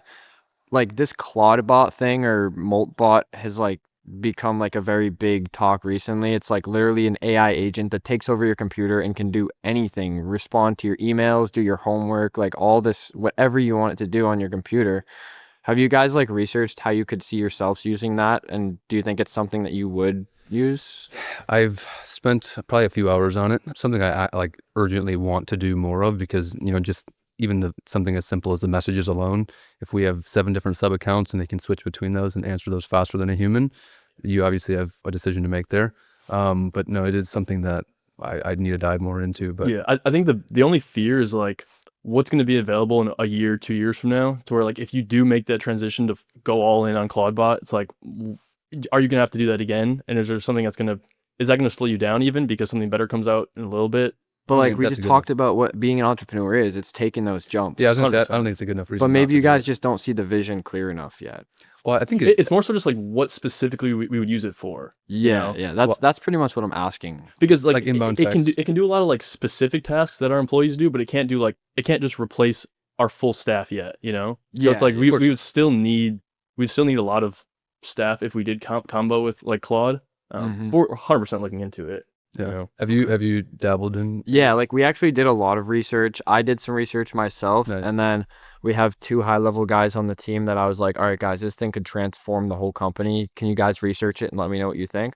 We all came together and kind of realized that like the technology is so new that it could literally just be a big Trojan horse, that like some company just like invented this thing to infiltrate everybody's like lives and then just like literally steals from everyone. So it's so new that like in our business, putting that much trust into some AI bot that's run from like a startup, like you have no idea. I mean, if Apple released a product like that, I think it would definitely be like more like potential that we would consider using it now. But like even still, it's just such a new technology. There are so many like big catastrophic things that could go wrong that the Yeah. pros are not as good as how bad it could be. you Yeah. know? It doesn't quite feel like simple and just like you have to use Telegram to message it. It's just like yeah, you not- have to have a whole Mac Mini, a whole nother computer. Yeah. You know, Yeah. I think there's gonna be an easier integration in the near future. Yeah, I agree. Yeah. I agree. Yeah. All right, sick. Like, why do you guys feel like you expanded so much instead of tapping more into the like physical location? I know you're already explaining that with setting up the baseline for all these other areas because you know that'll help the momentum for the future when blowing up that. But yeah, I don't know. Like for us, it's just very different. Like we focused on this one location. I feel like there's still so much more. I mean, but we're about to pull, maybe 5-6 million the next year, 8 million, maybe even 10 million out of this one location. And obviously it's very dense. It's very populated for the actual service area. But I was just curious on like the expansion choice between like doubling down on the current location versus trying to just double down, but in a completely separate So area. 2 locations, 3 million, 6, 7 locations, 3.6 million. Yeah. It's very different strategy. So I guess 2 of those entities are brand new, or 2 of those offices are brand new in the last 2 weeks. Well, actually 3 of them: the franchise location and then the 2 private, New Orleans and Palm Beach. It comes down to the marketing channels. Like we have a set number of marketing channels that like we know exactly how to use, and there's absolutely other forms like radio ads. You guys talk about TV ads, stuff like that you can tap into more leads. But we're maxed out kind of on Google searches. We're maxed out on a lot of our lead providers. So it's like we could put a lot of effort and energy into finding more leads for that specific market, or we can just like duplicate what we already know and just keep expanding that. Because obviously you still get the repeat clients and that location will still have an upward trajectory in revenue, but you're just not going to have that double, or triple you would in year 1, year 2. When you guys open a new location, does it feel like you're now about to take on double the amount of stress, or are you looking at it in systems and thinking like, all right, now we're just going to hire 1 more executive and 2 more managers? Like how do you guys see that jump? So for me, it feels like we've compacted so much. We've had so much talent. Like it's like a relief to open up these locations. That was the third reason for me, was that we just have so much talent that like it's almost like these guys are capable to go hire and start developing, that if we have them all in the same spot, then we're kind of limiting what they can do and where their growth could be. And so I think that's why we ultimately, like, that's a big part of it, would be just the amount of talent we have. Makes a lot of sense, yeah. Yeah, that does make sense. Yeah. All right. Yeah. But you're right, like there definitely is, there's a lot more that we could do as far as like in those specific markets to just continue getting more volume. Yeah. 100%. Like you see like some of these big junk removal companies, they have $10 million locations, $20 million locations, $40 million locations. Like that's some next level shit, But like how long have they been running those 20, for? 30 years. Like, Because over time, like you're now like getting into these markets, and you're gonna be the kids with AI, while all these other old guys are just too like zoned out, stuck in their ways, and you're gonna infiltrate those markets with your systems and strategies and take over. So like I see that strategy long term actually paying off a lot bigger with the tools that we have access to. Yeah. One of our core values is being a punk. And like, what does that mean? Like people hear the name Junk Punks and they just think it's like a catchy name. When we had the idea of the company, the vision I had is like, okay, we're coming in this industry with a lot of old players. Like they've been in this game for a long time. Like, how do they see us come in this industry and just trying to take over? It's like, we're punks. That's what they're going to call us. So it's That's like, actually cool. yeah, I like core that. value number 5, be a punk. It's like no one let us in. No one, they don't respect us. They don't think we belong here, but it doesn't matter. Like that's being a punk. We're going to come in here and we're going to do what we need to do. and people are gonna watch it happen. How do you guys see us? Like, do you see us as like friendly competition, or like that's how the old guys might see you as punks, but like how do you guys see us? We're the same age doing the same thing. I think you guys are like most similar to us out of anyone that at least from I've seen. So I definitely see you guys as like competition for sure. For me, it's like it's scary with how much influence you guys have, like what you could do. Like I Yeah, see myself, I'm literally. like, if we had the followers you guys have, it's like how we would use that versus I think how you guys have used that. Yeah. I think there's just like, I think there's opportunity for partnerships between us. I think there's a lot that we could help each other with. Like, yeah, I think if you guys made a couple tweaks, couple changes, like you guys could grow so It'd fast. be crazy if a couple of punks and a couple of teens took over the whole junk It removal would, dude, it would. industry. 100%. Scaled to 100 million in just a couple of years. Hell yeah. Wouldn't be too bad. Sounds feasible. Maybe there's something else going on with you guys being here. Yeah, I don't know. Maybe it'll be a good dinner tonight. We'll see. Oh yeah. No, for real. I think it's kind of the same with us. Like you guys operationally are like way more advanced than us. And there's so many other parts of the business that you guys have like completely mastered that we haven't. We're at that point right now where we're like literally about to make that next step, because you can see we're maxing out this location we're at. Like after another year or two, like we're going to be running in circles, like being busy, thinking that we're growing if we stay here. And I'm about to graduate college. Jake's going to graduate soon. We're also ready to hit the ground running with nothing else besides our goals in front of us and killing it with those. Yeah. No, we kind of had this conversation briefly on the way here. I was kind of explaining like your guys' strengths and our weaknesses are like your strengths are our weaknesses and our weaknesses are your strengths in a way. Yeah, like I would say on a super high level. Yeah, definitely. and like you guys do an exceptional job with all of the online social media stuff, especially the news channels and your outreach on that front. Yeah, like I don't know which one of yesterday, you that is, but you guys have been. We were on CNBC yesterday. Yeah. Which one of you does that? Is it you? Yeah. You got the I'm scripts? like the puppet master behind the media. Okay. No, that's awesome. Yeah, like it's actually like I'm very impressed with how good you are at social media. Like I can see it. I can see like the strategies you have, like how you plan stuff, like what you're like understanding how the algorithms work. Like Yeah. it's just some next level stuff. I'll bring you by my house later. You can see my little production studio in my bedroom. Hell yeah. I live it. That's how like dedicated I am. It's my whole life. Hell yeah. But I love it. Yeah. We have big goals next too. What are your guys' big goals? What are your next big moves? When I look at the junk removal space, it's like you have 3 very big companies, like two very big companies, and then 3 like smaller national companies, and then below that there's a big drop off. So I think over this next 12 months, I think getting us in that top 5, top 6, top 7 list of biggest junk removal companies in the country, which for us would probably be $20 million plus in revenue, 20 plus locations open up in top 50 metro areas. So that's really the next goal we're looking at, is like becoming one of the national players. And after that is like taking it over, and obviously it's a big jump to go from 3.6 to 20. Yeah, 3.6 to 20, but then from 20 to like 200, then 200 to like $1 billion. That's if you want to be number one. Do you you have to be looking at $1 think billion. there's $1 billion potential in this Yeah. industry in Oh, junk yeah. removal? Yeah. Oh yeah. How big is 1-800-GOT-JUNK? Well, they're doing about $1 billion in annual sales. So I would argue they're probably close to $1 billion. But they also have O2E brands and they have 1-800 Do you flowers. think it's possible for somebody to come above 1-800-GOT-JUNK? I do. What do you think would be like the way to do it? Because I feel like they're so grandfathered in. They literally Yeah. pioneered this whole industry. They did, and I think that's kind of their weakness. Is like they're stuck in their ways. Like they don't do new stuff.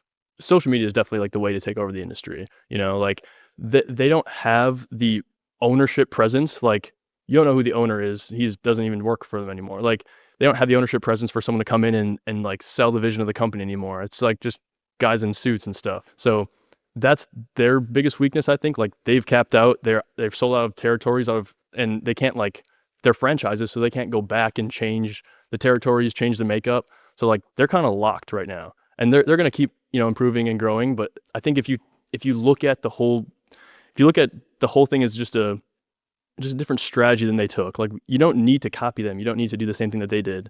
We can tweak some things, and something we're doing now is like our style of truck. Like I think I watched a podcast with the COO from 1-800 and some of the executives from 1-800, and they talked about raising the barrier to entry in the industry, like getting the junk removal trucks that are $100,000 to start. Like they wanted that. They wanted people to think, okay, if I want to get into junk removal, I have to buy a $100,000 truck. I can't do it. I'm going to do a different business instead. Like they wanted to raise that barrier of entry so high, having 2 guys in the truck looking super professional, having very expensive trucks, and they've been able to do that by selling franchises. But I think if from a private model, if you have cheaper vehicles, you have much better diversion systems for actually like disposing of this stuff, I think you can definitely have better margins in them on scale privately. So I see it in multi-layers. So like obviously junk punks or junk removal services there. I see beyond that, like the trucks that we bought, for example, in the last 3 months, we've probably bought eight $90,000 trucks. And those chassis are $45,000, especially if you're working directly with Isuzu and you have some sort of deal, you're getting preferred pricing on brand new chassis. And so those truck centers is like, that could be another subsidiary of the company. And then not only are you doing it for all of your inner company, but you're also starting to advertise your trucks to competitors as well. There's another thing one of you guys mentioned earlier, like big corporations, especially now, have all these hoops that people have to jump through in order to make a change. And we're probably in one of the most innovative times in history with what we have access to for technology tools. And I think a company that's that big, that's like checked out, the owner, the pioneers left, it's completely shifted hands. I don't think that they're ever going to have that like aggressive spirit that people probably feel in this conversation right now between us. And like, I think that because they kind of have that limitation and we're at this point where like, we have these insane tools, and I mean, like the same way that anyone could start a junk removal business, I think anyone could build that $1 billion business with the right strategy and with the right drive. I think we all have that drive. It's just about like, do those goals align? Is that what we want? Yeah, definitely. 100%. Is that what you guys want? 100%. Yeah. And like we were touching on a little bit like with the trucking company, but I think we both just love business. Like we'll talk about business like all day, every day. And so we both have goals of having our own companies in the future where we have, whether they're family offices or private equity companies, but having a portfolio of companies around junk punks, like that's, I think, what really can take us to $1 billion is having, just to name a couple, like a trucking company, a software company, a resale company. You stack those all on top of social media. It's multiple. It's not just the trucks. It's the apps, the insurance, even maintaining like a large portion of private ownership of that and not having all franchises. Like that's the value, because it's all about distribution in business. Like if you have the distribution, you can add a new product or add an upsell and like double your like you can just go crazy when you have the distribution. But it's like getting the distribution is the hardest. It's the same part. thing in social media. Distribution is what separates the guys at the top, Yeah, because 100%. a lot of people can create viral ideas, but the ones who can post them consistently with the same quality, that's the hardest thing to crack. And that's how like I'm looking at social media like a business at the same time.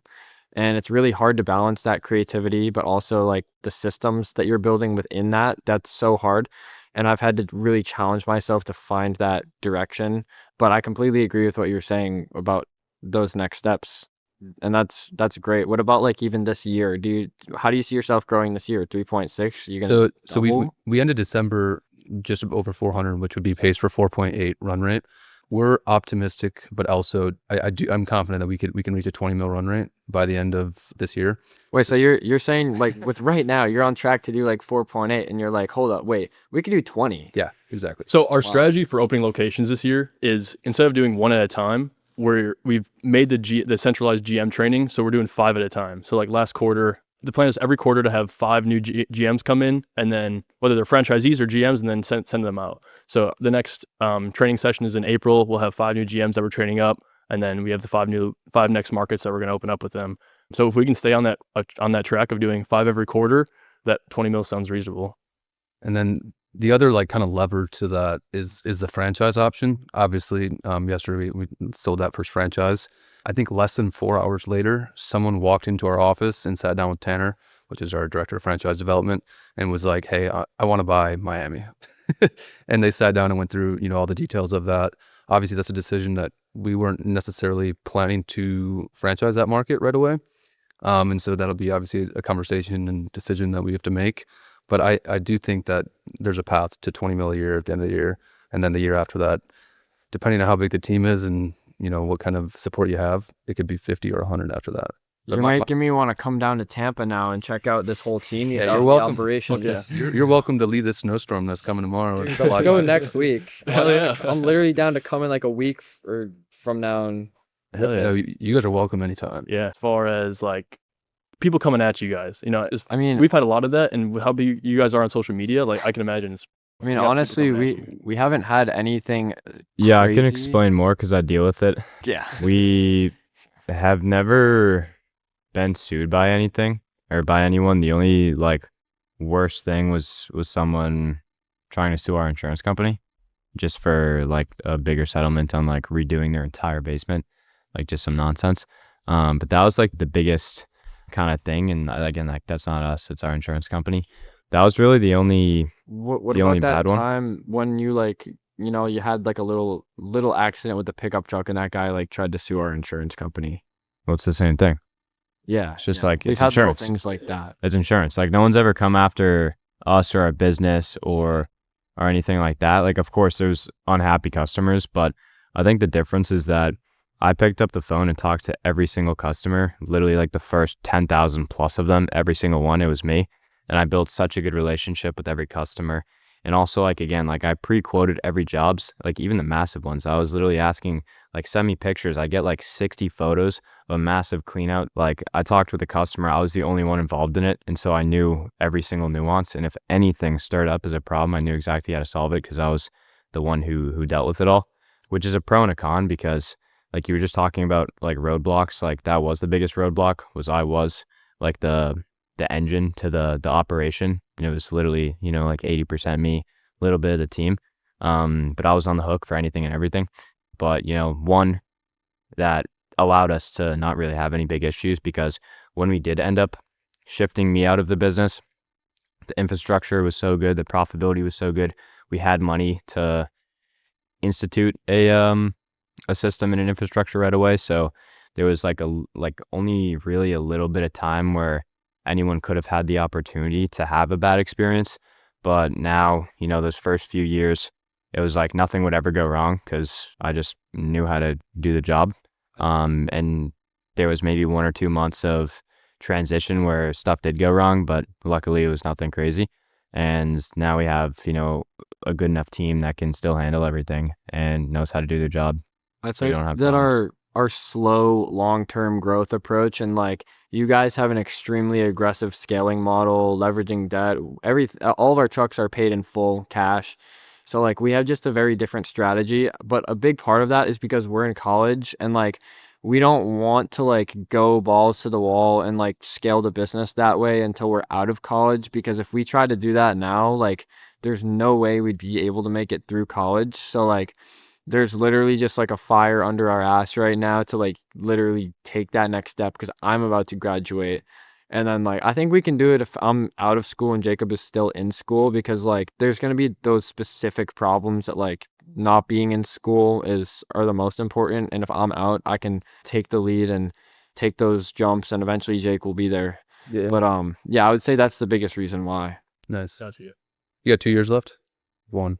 Yeah, like a little over 2. 2. I graduate in May of 28. Gotcha.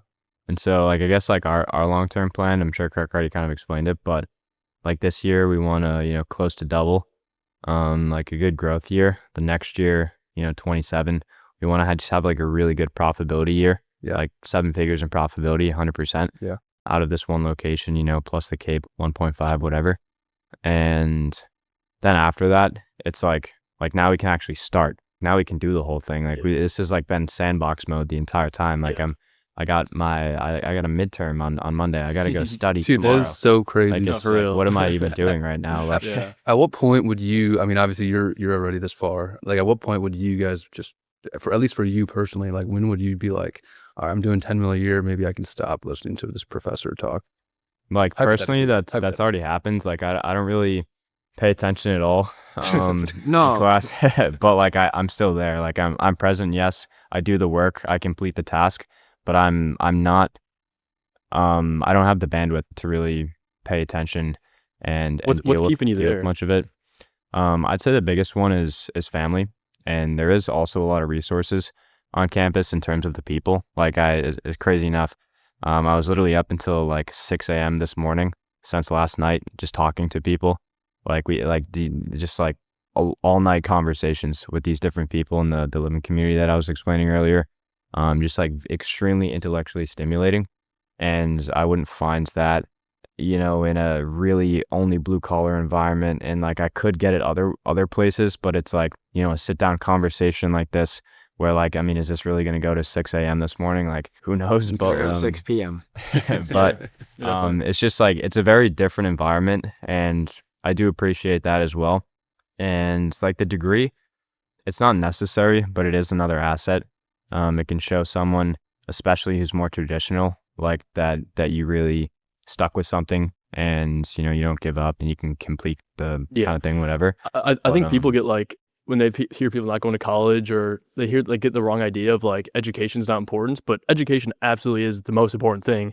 It's like, what's the most efficient way to get educated, And I think that's a big problem people make. Like if we didn't take those professional business classes with paying tens of thousands of dollars for that stuff, like we definitely would not be in the same position we are now. Oh, yeah. I can also answer that question from my perspective because I'm 2 years ahead of him, about to graduate, and I've thought through this so many times. I wanted to drop out at least 3 times, and I've had so many serious conversations with people in college, out of college. I have friends that have graduated and have businesses doing over 10 million like the year they graduate, and like the school we go to just has an insanely cracked network. A lot of like billionaire families, like just, it's like Harvard is like, that's there, but like we're in a small niche business school that's #1 in the world for entrepreneurship.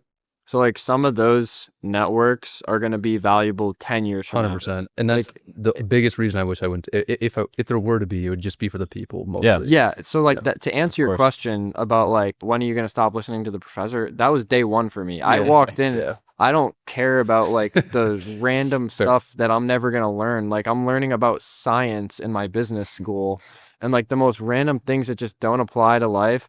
But like, it's about the people that you meet in that environment. And also, like Jake said, it's another tool under the belt. And there's going to be those times when it might matter and we don't even know. But I like to have options. Like I'm a very like strategic person in business. And that's why I love social media, because it gives you so many options. But I think the degree is something that like literally I would be set for life without it. But like I'm at this point where I'm not thinking, how can I make enough money to be set for life? It's like, how can I, have the most freedom? And I think that there's an additional layer of freedom that like college education gives me that I never would get if I were even a billionaire. And I think like when I travel, like I've been to all these countries, a lot of the times they ask you like, do you have a college degree? And like that's kind of like a safety thing that like is globally known. And if you're thinking like very narrow vision of like, okay, like am I going to have enough? Is college going to limit the amount of money I make if I'm going there? Like, yeah, it's not going to be worth it. But I think it's just for my long-term goals, it made sense. And honestly, it took me 3 years of being in college to be able to tell you what I just told you. Like, if you were to ask me before, I would have been like, I hate school. This is literally the biggest waste of my time. I'm just doing it for my parents. This whole thing makes no sense. My business is successful. And I think college has completely killed the ego that I had before going into it. I realized that like the kid next to me like comes from a billionaire family, and like just because I have the successful business doesn't mean I'm any better than him. Or even there's people that just have no financial background or even like crazy potential, and I've learned to build like connections with those people that I'll have for life. And I realized that like I'm also genuinely just as obsessed with business as you guys are. Like it's the last thing I think about before I go to sleep a lot of the times. But like that doesn't make me better than anyone, and every person has their own gifts and abilities, and mine just happens to be business and social media. But that does not make me better than anyone. And I think college taught me that, because it kind of gave me a lot of different reality checks in these different rooms with different people that I met. And it just exposed me to just such a wide variety of people that are like all in this environment in like a non-transactional way. Like you're not looking at the person next to you like, how am I going to benefit off that person? You're just like chilling with your friends in college, and maybe you're at a party, or maybe you're just like in the living community that we're in, and you just hear a conversation, and like that changes your perspective. And I think it's allowed me to take one step back in order to take 2 steps or 10 steps forward. And like you're talking about private equity. Imagine like 10 years from now, I'm getting into private equity and I just call up one of my, friends that I met from that school that like their parents passed them down hundreds of millions of dollars. Like, blue collar is the future, and maybe people don't realize it now, but maybe they will in 10 years from now when everyone starts to realize it. But we're those kids that were like saw that vision 10 years ago and we're like on top. So those people go straight to us just because we knew them from back in college. So that's like one little rant of how like it could be valuable. But to be honest, I never realized any of that in the beginning. Like a lot of this stuff I realized even in the last year. So it's been a thing that I've had to trust the process, and I've had to trust my parents. It's one of their only wishes for me. And, like from the beginning, I've always trusted my parents, but I don't live their life. They tell me, if you buy that truck, you're going to spend so much money and you're probably going to fail. Like, I don't care. I'm going to buy the truck because I know it's what's best for the business and it's the next step we need to take. But there's just been this thing in college where I feel like, I do trust them.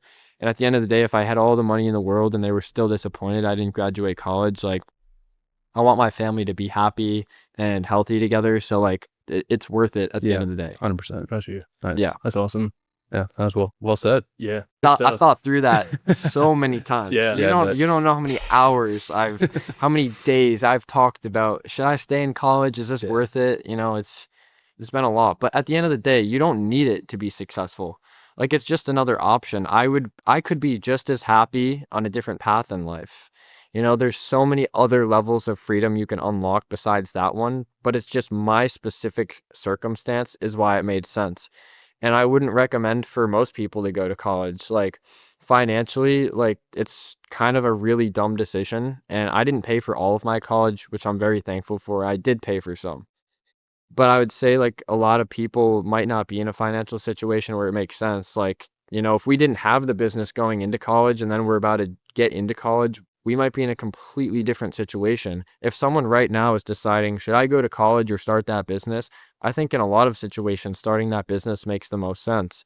But it really is like a situation by situation thing that individual person needs to evaluate. Yeah, definitely. And by no means do I think starting a business is like an excuse to not go to, like, I think starting a business is like, you have to be mentally off a little bit to like start a business, run it for a few years and like still want to do it. After all the bullshit you go through, it's like for the fastest path to happiness. And for most people, I don't think a business will get you there, Mm-hmm. So yeah. I think it's so nowadays, like everyone's saying start a business, like it's so easy and all this stuff. But like, I think you have to be the right person and really want it. I mean, even saying that, like, go start a business, I totally disagree with that. I think going to college and then maybe not college, but more importantly, an internship of getting the experience in whatever industry you're looking to do. I mean, that's why I offered to work for free, is because the knowledge and the skills that you were going to learn would allow you to go do that. If we were to start this company without prior background experience, we'd probably be under $1 million a year. Like we'd probably still be on the truck. Yeah. And going back, like I would have worked for a junk removal company for a few months at least before I started my company. If we had done that, that would have accelerated us probably 6 months to a year. And probably saved you some really expensive mistakes. Probably would have attracted even more of their team. Yeah. I have one last question. Yeah. If there's one piece of advice you would give to the younger version of yourself, what would that be? Your brain is your limiting factor. Like, there's nothing that's stopping any single person from doing anything. No one's born, maybe some people are born a little more intellectually smart than others, but all of it's based on their experiences. If they were to go spend all their time in the library, there's no way you're going to end up stupid unless you're just not reading the books and you're playing with Legos or something. But I think everything is within your control in your own head. And I think too often people think that they can't do something, or like they think of making something. It's like, no way I could do that. It's like, well, there's 50 million other people, or not 50 million, 50,000 other people doing it. Why can you not do it? Yeah. So I'm thinking back, like, I think I would tell myself to really just keep doing what I was doing. Like the mindset that I had of not listening to people who said it wasn't going to work or said it was going to fail, like being able to fully block them out, I think is so important. So like I would even tell myself that even more, like, if you wouldn't switch places with whoever you're taking advice from in that thing, like don't take advice from them. And whether that's for relationships, like if you're taking relationship advice from someone who's not in a relationship, like it's not a very good idea. If you're taking business advice from someone who doesn't have a business, like you're not going to get the best info. So, This guy tried to give relationship advice before he ever had a girlfriend. and now I'm in a happy. Yeah, now he's in a happy. I agree with both of those things. Yeah. Well, this has been awesome. And Yeah, I thank feel you, like guys. it's a start of something. Yeah, Yeah. Who knows? Maybe we're just going to continue to be better friends. Maybe we work together. we'll see. We'll see. We'll see. 100%, man. Yeah. I'm excited. 100%. Thank you guys. All right. Thanks, guys.